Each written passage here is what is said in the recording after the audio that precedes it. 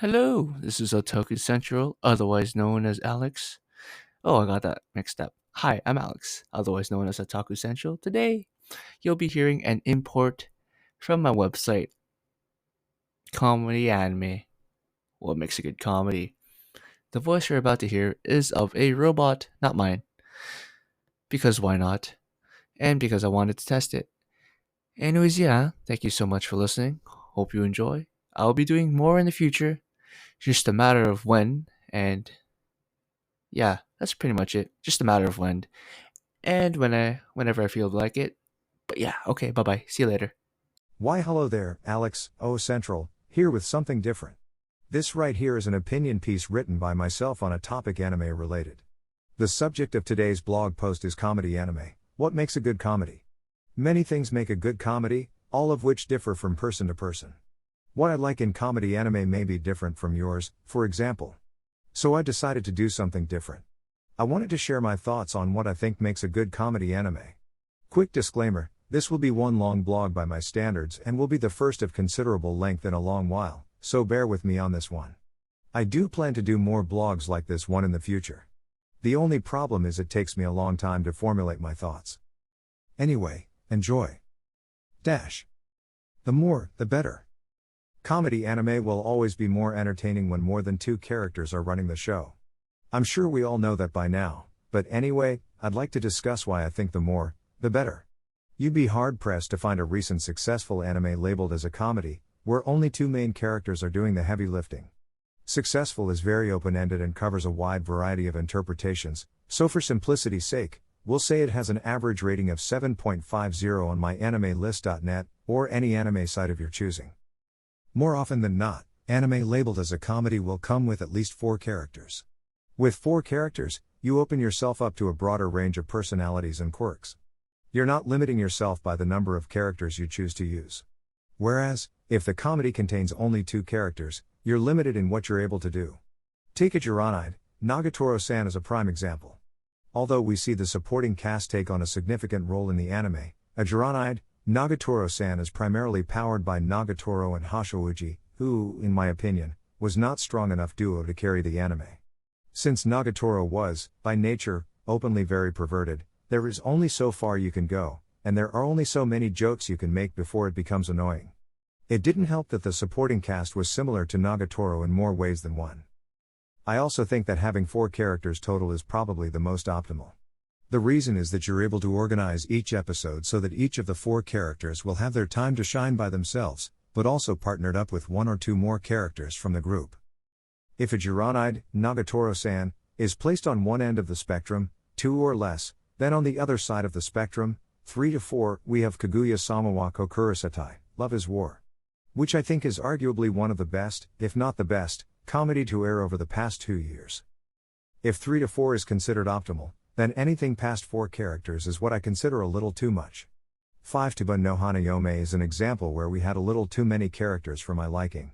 Considering that each episode was roughly 20 minutes long, 23 if you include Op and Ed. You then had to make sure you fit all of those 5 sisters into the episode, along with the male protagonist, Futaru Uesugi. You can see that quickly. It can become a handful. Granted, 5 to Bun no Hanayome is not just comedy, but it does help get the point across. If you're one of the many people to have seen 5 to Bun no Hanayome, then you'd know what I mean. Generally, each episode felt a little chaotic because Futaro had to basically juggle with the 5 sisters all off doing their own things, having their own little adventures and experiences. Each episode felt like we bounced around every 5 minutes, ensuring each character had their time in the spotlight. Since many of them share polar opposite personalities, it added to the already cluttered episode. 5 to Bun no Hanayome isn't the only anime where this is a problem. There are multiple instances where this is the case. 5 to Bun no Hanayome just so happened to be one of the more recent anime I've watched. Not my cup of tea. Comedic anime is all about balance. You need to have the proper theme, humor that suits the anime, characters that work well with everyone part of the main and supporting cast. A comedic anime is at its best when all the characters in the anime complement each other. However, there are times when that delicate balance slips away, and it becomes too much. There have been many instances where I felt like an anime was a little too excessive when it came to its humor. For example, much more inappropriate comedy anime tend to fall into the excessive category for me, Ajiranide, Nagatoro-san and Shimosika etc. Regarding the whole inappropriate comedy space, the two anime I listed probably fall towards the bottom of the scale. The scale is 0 to 100. But still, you get what I mean. Again, this all contributes to the overall theme of the show. If it's an anime where the general vibe is one where you expect a lot of perverted stuff to go down, then you expect the character and the humor to be geared towards that. For me, something else that is a deal breaker is when the humor is something I've seen before and is easily predictable. This is very hard to avoid, especially in the world of anime. Anime is the space where there are bound to be similarities between two or more shows. While each anime by itself is its own beast, many things can link different anime together. Obviously, the main things are character design, personalities, genres, etc. You know all the basic stuff. However, in comedy specifically, something that I enjoy but is tough to obtain is originality. I've seen many comedy anime throughout the years, so I think there is some truth in what I'm about to say.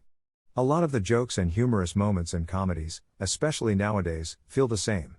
Or it is worded and play out differently, but the joke/funny moment, in essence, feels recycled or similar.